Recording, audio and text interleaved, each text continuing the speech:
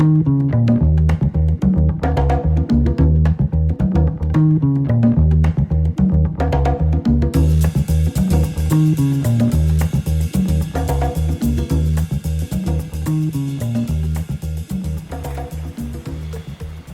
everyone. A very pleasant evening to you tonight. Tonight's show is going to be very close to my heart and stomach, as a matter of fact. And it's going to be fishing and eating. And then we're going to show you eating and fishing, all on the beautiful west coast of North America. Once again, my name is Ted Peck, and a very pleasant welcome to Tides and Trails.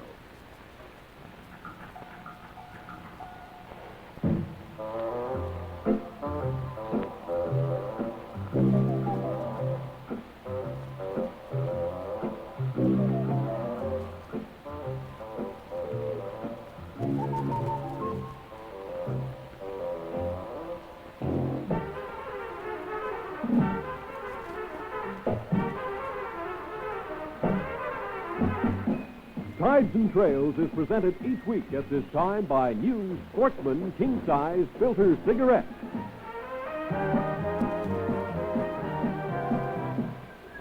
Now, here's Ted Peck. And this particular show, ladies and gentlemen, is for the benefit of you people who live in Port Arthur and Port William, in Winnipeg, Brandon, Dauphin, perhaps even up in Thompson, Manitoba, or people who live in Regina, Prince Albert, and all the cities of Alberta. And don't forget Saskatoon and all the other places. And we're going to show you graphically, once again, that right close to the major population center of Vancouver, there's some of the finest fishing for the world's best game fish, 12 months of the year. These films, taken by cameraman Bill in the month of March, are an average fishing trip with an average group of people. And here's cameraman Bill here once again. I don't think I'll even bother introducing him to you this time now. He's getting to be no stranger. Bill, would you share a Sportsman King-Size Filter with me? And explain about this particular fishing trip in the month of March on salt water, very close to the city of Vancouver. On this trip, Ted, with very good company, 3 firemen, 2 of them from the number 15 fire hall in Vancouver. We also had with us retired captain of the fire department, Les Wallace. Mm-hmm. They were very fine people to travel with. We certainly had a wonderful time, as you mentioned, fishing, eating, more fishing. I think perhaps let's explain to the people, Bill, about this eating business. We're going to show you how the people on the West Coast, and I'm sure most of you who live on large lakes do the same thing, how you eat right on board your small boats. Some of them open boats, some of them cabin boats. Some of you take stoves with you. Some will have a stove and sinks and so a galley built right in to the boat. And cameraman Bill here has captured the spirit of this eating, I think, really, on these films to the point where I'm sure everyone is going to get so hungry that they're going to be beside themselves at the conclusion of tonight's show. What was the best meal you had of the trip? Well, I think our best meal, Ted, was a dinner one evening when we had elk steaks. Elk steaks we got at Vancouver Island last fall. Oh, they're one of the finest eating animals, of course, that we have in the wild in Canada. And I think without any further palaver from either Bill or myself, we'll take you to Horseshoe Bay, first of all, which is very close to Vancouver, right at the main ferry entrance for Vancouver Island, Tommy Sewell's Wharf. And I think we owe Tommy Sewell a thank you, too, here, Bill, don't we? Yes. Tom, as a matter of fact, phoned the models for me and also supplied me with this very well-equipped boat. Did you say phoned the models for you? I would hardly call fishermen models, really, Willie. Well, I refer to them as that in this particular case. When you want to suddenly pick up partners to go fishing with, in fact, in your absence, I was more or less stuck. Well, these people certainly, by the expressions on their faces when they're catching these fish, had a wonderful time. And once again, Tommy, thank you very much for supplying Willie with a boat. And we're going to be fishing with you personally ourselves in the near future. And this looked to be, Bill, to be a very wonderful weekend. It seemed to be a real sunny day, and the month was March again, was it? It was March. The weather was excellent. We went well equipped with, moderately light sleeping bags. We were very comfortable. We slept between the 2 boats, 3 on one on the other, and it was very comfortable indeed. As a matter of fact, you could almost be fishing in shirt sleeves. The weather was excellent. And we show people catching salmon here, not only in open boat like this, outboard powered, but also in rowboats and in covered cruisers as well. And those people I know from last year, those of you who came out to Horseshoe Bay and Howe Sound, will know some of the days like this. Beautiful. Bill, I see you've got your gyro stabilizer working. Yes, it seems like this is rather difficult without it. You'd have an awful bumping vibration of the slapping of the boat on the water, but with this new electronic gyro, you just get a slight bit. It's much more pleasing. We're going to have an awful lot fewer seasick viewers than I think, really, in future with the use of your gyro. Yes, we're trying to eliminate seasickness on the program we possibly can. Who's this lighting up a Sportsman king-size filter? That is Brian Whiffen, enjoying a cigarette. He in turn, is an excellent fisherman, Ted. He just loves our coast. He, I believe, at one time took a job back east, and he just couldn't stand it. He had to return to British Columbia. He just loves this coast. Well, let's get down to individual cases, Bill. I remember when you used to own a lot of very expensive and hardware and barge poles and winches and so on. I know I've got you converted personally now to using this light mooching tackle for salmon. And I see the boys here using very little else but the real sporting light tackle. Well, I was talking to Tommy Sewell. I said I'd like to have 2 or 3 boys go out fishing with me. He said, fine, I'll get some fishermen. And believe me, these boys were true fishermen. All moochers, all use the herring strip, and all light medium pound test leaders. Well, there's on saltwater fishing, ladies and gentlemen, there is your definition of a sportsman. The lighter the tackle, of course, the more the sport. And in salmon fishing, when you come out to British Columbia, any month of the year, by the way, is that Joe Lewis in that boat? That's Joe Lewis, yeah. Of the load him on the way by. Of the CNIB, the Canadian National Institute for the Blind. Remember, you remember him from various other shows.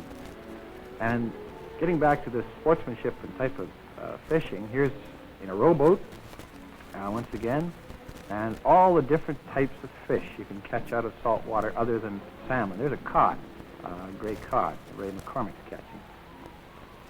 I'd like to bring up at this time, Ted, about 2 weeks ago, I believe we had this portion of the show on how to avoid drowning, buoyancy of the body. Brian Whiffen in 1957 had a very important experience. They were returning from Courtier Pass when their boat hit a submerged object right in the middle of the Gulf, flipped and threw the 3 of them in the water. Along with them was Milt Nielsen and Jack Wilson. Unfortunately, Jack Wilson was drowned. He was a non-swimmer. However, both Brian and Milt actually used that portion we showed you by knotting your pants and making a set of water wings. They used that method and stayed afloat for 45 minutes until they were rescued. Well, that's something well worth remembering as we harken back to our show on the water safety down up in Edmonton.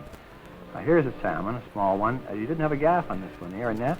No, Brian rigged up the small metal gadget there. We hooked it under the gill.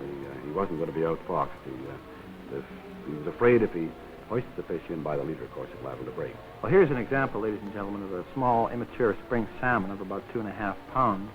And at 12 months of the year, these fish are available in Howe Sound, anywhere from that size and perhaps a little smaller, up to about 35 pounds on this mooching tackle. And some of the most beautiful scenery in all of North America. Well, the weather was beautiful, Ted, and the water was calm. We had good fast boats. We did move around quite a little bit.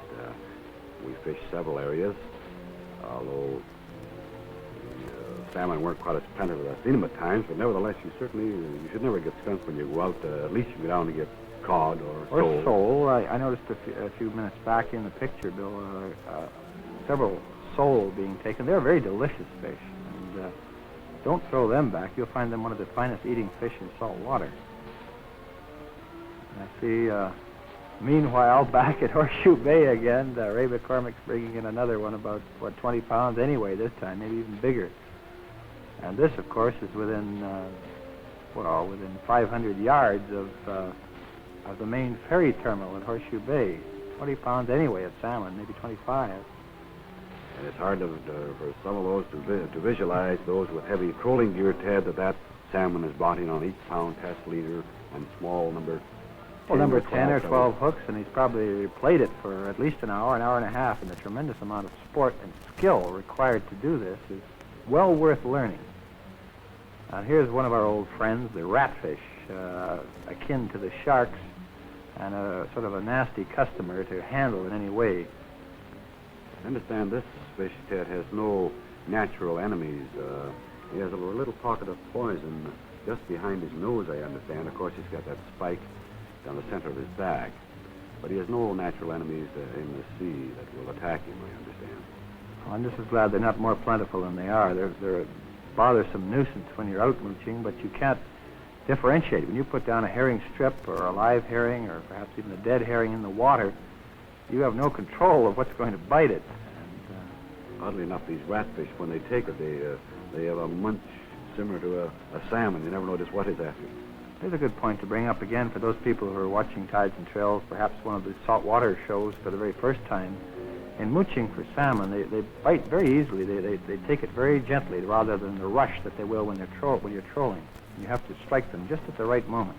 I hear it looks like you're in the eating process, Bill. Yes, we moved into a very cozy little bay, tied up at a wharf for the night, and we had two chefs.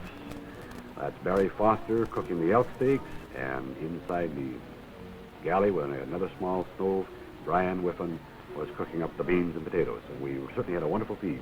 Tommy Sewell didn't go with you on the trip then? No, he felt very bad that he was unable to attend on this particular trip, being quite busy getting ready for his busy summer season. Well, shame on you, Tom. I'll be going with you soon. I certainly enjoy your company when we're out fishing. I think your sense of humor is second to none. I imagine, Bill, you had a lot of fun with these fellows. You can just tell by the whole atmosphere.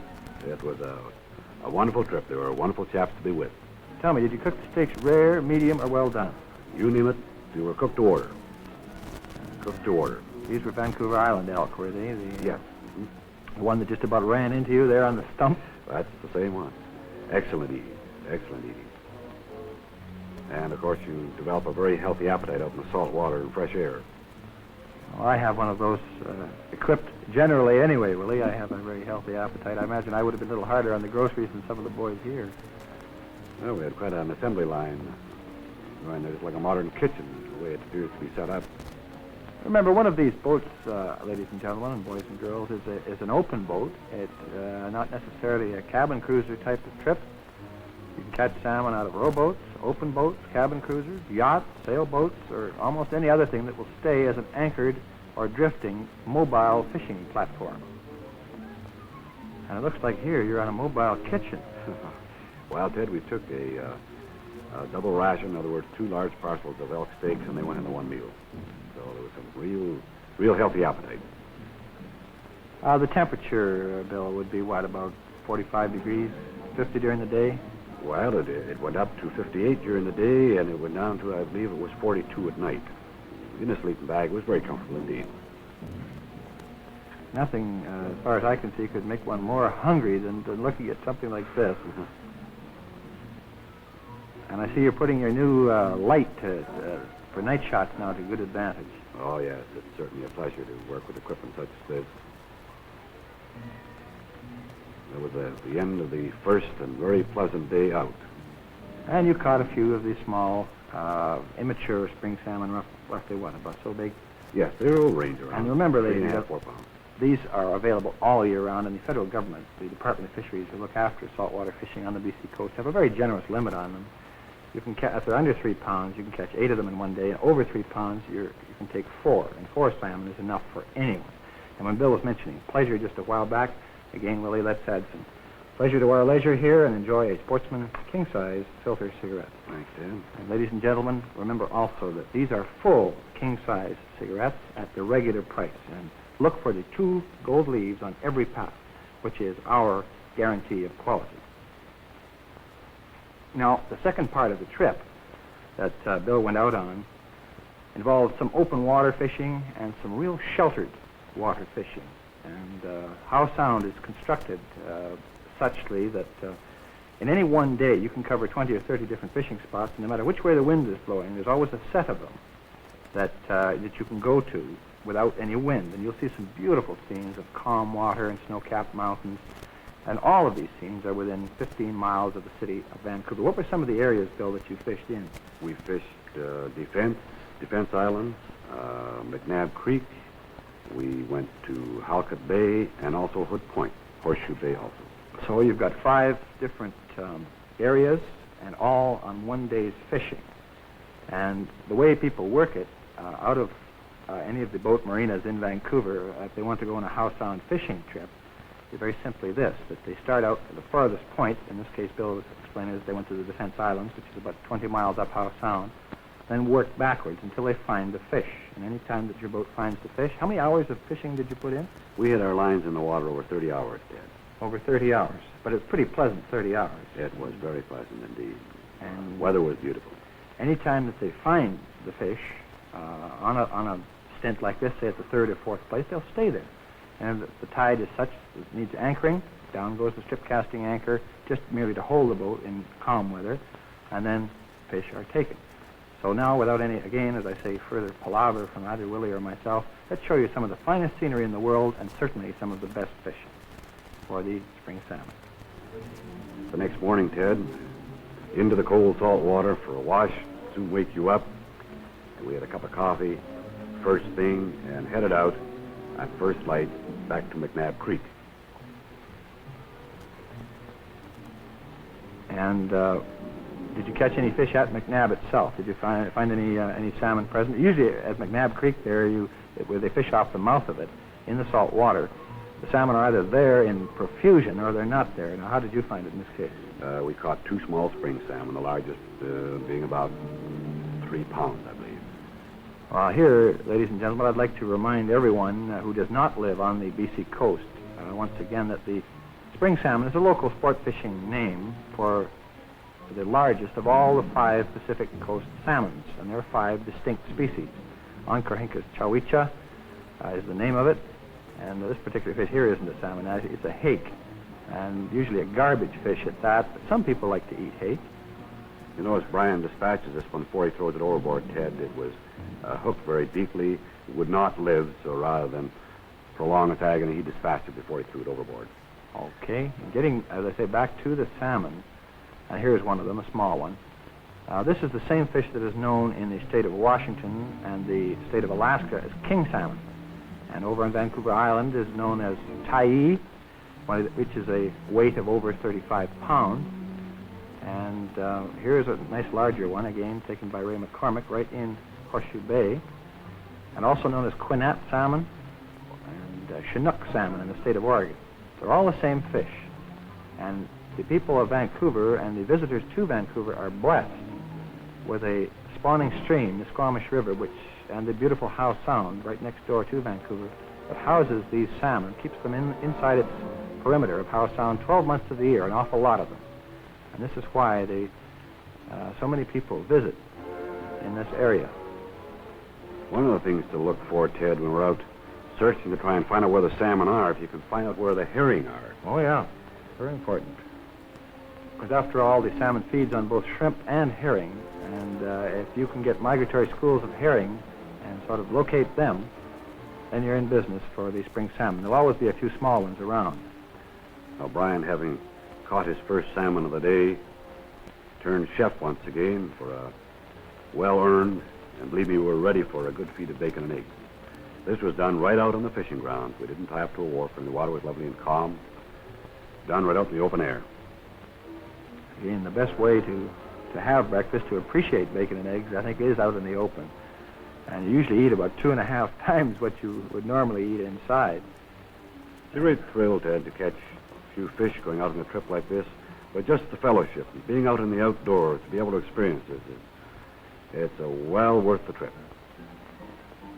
You'd think you're on some inland lake there instead of an arm of the sea with that beautiful flat calm. It was certainly a glorious morning. We'd already put in over 2 hours fishing before we decided to have breakfast. For the total, Bill, of the 2, was it 2 days or 3 days you were out? 2 days we were out, Ted. What did you pick up, about 6 or 7 salmon? We picked up 6 salmon altogether, 5 sole, and about 8 dogfish. And if you had wanted to, you could have taken any number of codfish, too, just to eat. I mean, so... Well, of course, you go to the right area. As you well know, Ted, you could have filled the boat with lingcod. But I just want to explain to the people, once again, who live in the prairie provinces, that taking a West Coast vacation is not necessarily confined to the summertime. There's many a good day in February or March, as you see here, that the sportsmen of the area go out onto the sea and really enjoy a good time, even if the fishing is not as ideal as it could be at other times of the year. There are still salmon 12 months of the year in sheltered waters. I think it's safe in saying, Ted, that every day of the year, barring a severe storm, you'll find fishermen out in this area. Oh, there are certain storms. One of them is locally called a squamish. It's a north wind that comes down the fjord of Howe Sound and just rips out everything in its path. This is one to really watch. But there are certain bays that will protect you from a squamish if you can feel one coming on. Because Howe Sound is covered with islands. There must be 100 islands in Howe Sound itself, and some of them quite large with many bays in them that are pointing in different directions to shelter from various winds. Boy, I'm getting hungry myself, Bill. For anyone planning a holiday, Ted, it's a great place to bring the children. Being inexperienced, of course, they'd probably have a little bit of trouble if they hooked into one of these salmon, but you can take them out and start them off by catching cod, sole, and such, and they'll really, I'm sure they'd thoroughly enjoy it. Here's a nice spring salmon, again taken by Ray McCormick. I think Ray perhaps is the, internationally regarded, most famous moocher on the West Coast. He very seldom goes out without catching a spring salmon. Here's another lad here enjoying a Sportsman king-size filter. And remember, ladies and gentlemen, that this is real tobacco taste. And it's a full king-size filter cigarette at regular prices. Well, that's Barry Foster lighting up, the Sportsman. And, of course, with Brian there, as a matter of fact. And Ted, he's like not me. only you get a bird's nest. Everyone gets bird's nest. Brian's having a little bit of a problem here. You sometimes develop quite a problem when the salmon decides to bite. Just at the moment you're undoing the bird's nest, you end up with a pinched finger and a snapped leader. So we suggest to you politely and quite enthusiastically to use light tackle in your leaders, or else you're going to rip one of your fingers off one day if a salmon were to decide to take off, particularly a large one, a 20 to 30 pounder. We moved around quite a bit from day to day this particular two-day trip, Ted. We didn't stay in any one spot too long. And, of course, we were plagued in Halkett Bay by this friendly little seal, of course. They're cute-looking little things, but they're very destructive. They eat their own weight in salmon every day. And the Federal Fisheries Department in lots of areas still pay a bounty of $5 for a nose. Seals sometimes are quite easy to shoot, but they're awfully hard to catch. They sink before you can get them. Usually if you find them present in a bay, you know there is, or more than likely has been, salmon around. The salmon spook very easily, of course. The seal is in the area. Of course, you're just as well in this case to move on, which we did right after catching this dogfish. Which, of course, is just another local word for a small type of shark, which is very, very abundant on the West Coast, even down to California. Remember, Bill, when we were down there, they call them smooth hounds, but they're still dogfish or these small mud sharks, whatever name you prefer. We don't want to frighten anyone who might be wanting to visit us in the prairies, Ted. These so-called dogfish or sharks are harmless. They will not attack anyone. But they sure cut an awful lot of your leaders if you run into a school of them. Yeah, they have their skin or hide is like a sandpaper, and they have rather sharp teeth. This one brought to the surface, fought a bit on the surface, of course, and then cut the leader. Cut the leader with his razor teeth. There's another thing, too. If you do hook one and are able to retrieve your leader, you might as well put on a fresh one because you'll find it's been scored badly. We hope to show you in the near future, ladies and gentlemen, a shark of anywhere between 1,000 and 3,000 pounds on tides and trails, which we hope to catch in the Commonwealth country of Australia. Here's another little tiny salmon, or grilse, if they're known as, if they're under 3 pounds. Again, a young spring.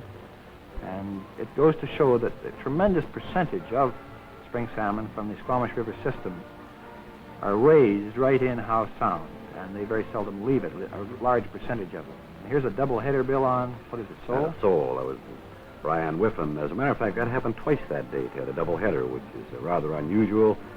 The fact that you have a single herring strip and both sole apparently attacks at the same time and were both hooked. This happened twice in a row. It is rather unusual. There is a mooch there now. Similar to that which you'd expect from a salmon, we did not hook anything at this particular That's session. what you look for when you're fishing. That's a strike, and it could have been a salmon just as easily as a scrap fish. We never did find out. He didn't really take it. I think in defense of the Federal Fisheries Department, Bill, and to acquaint the people from the other parts of Canada about our West Coast fishing once again, I'd like to mention something about regulations. And I know that Johnny Lake, our sport fishing officer for the district, which these fish were taken in, would be appreciative of this. In addition to the 4 salmon that you can take in any one day, there are certain restrictions for large spring salmon in the summertime above certain boundaries. And one of them is in Howe Sound above a certain area, which is clearly marked on the shoreline. You can only take 2 large springs because at that time of the year, particularly, you are running into full-grown spawning salmon that are entering into the Squamish River system. And these same regulations apply to other famous Tyee salmon fishing grounds such as Phillips Arm, Rivers Inlet, and various other areas, the Gold River. And another type of regulation is that you can fish with as many mooching rods and so on as you like, as long as you attend them, but you must stick to the limits. There was a lot of controversy at one time, Bill, if you'll remember, about so many rods per boat and all this sort of thing. But you can effectively use 2 rods, go ahead and use them, but stick to the limits on salmon. If you're running into a lot of salmon, you're going to kill your own sport by using too much tackle. There's another point to mention. Anyone visiting from prairie provinces or the interior of British Columbia, there is no license necessary for anyone who wishes to fish in the salt water only, of course. Well, this is another point that's coming up with the government of Canada. This is a moot question that some people feel there should be a saltwater license, and many people, of course, feel that there shouldn't be. We are not going to take a stand on this particular issue as yet until the government has come out with a proposition, a proposal. Brian had both lines out. One took a salmon, the other one took a doubleheader on sole again. Again, don't waste the sole. If you don't want to eat them, they're a tremendous cod bait for a 40 to 50 pound cod. You're still eating. Back to the art in the kitchen once again. Brian with a pot of beans on. Wasn't Brian necessarily, it was Barry Foster that seemed to be the one with a tremendous appetite. Well, they certainly looked like wonderful people to go with, Bill, and I'd like to meet them personally myself when we go out fishing again. Well, you most certainly will meet Les Wallace, Ted, because any fine day you'll find him out in his boat. He's retired and he spends all his leisure hours out there in Howe Sound after salmon. And a wonderful place it is to go fishing. Just a reminder to the rest of Canada. And once again, I'd like to thank Bill Dennett for taking these wonderful pictures, and Tommy Sewell for, of course, providing the boats, and for the Vancouver Fire Department. What hall are the boys with? Both Barry and Brian are with number 15 Fire Hall. With number 15 Fire Hall. Do come out to Vancouver for a holiday, ladies and gentlemen. I know you'll enjoy it. And a reminder again that this is 12 months of the year, this type of fishing. Even in December and January, this type of fishing can be had. And remember, to be a true sportsman, smoke Sportsman king-size filtered cigarettes. Look for the 2 gold leaves on every pack, our guarantee of quality. And we'll be joining you again next week at the very, very same time. Next week will be our 100th show. Be a true sportsman. Ted Peck wishing you all the best. Thanks again, Bill, for being here. Tight lines, straight shooting.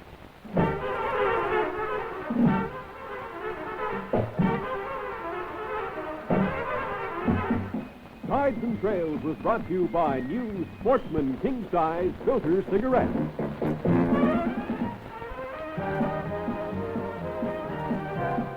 Join Ted Peck next week at the same time.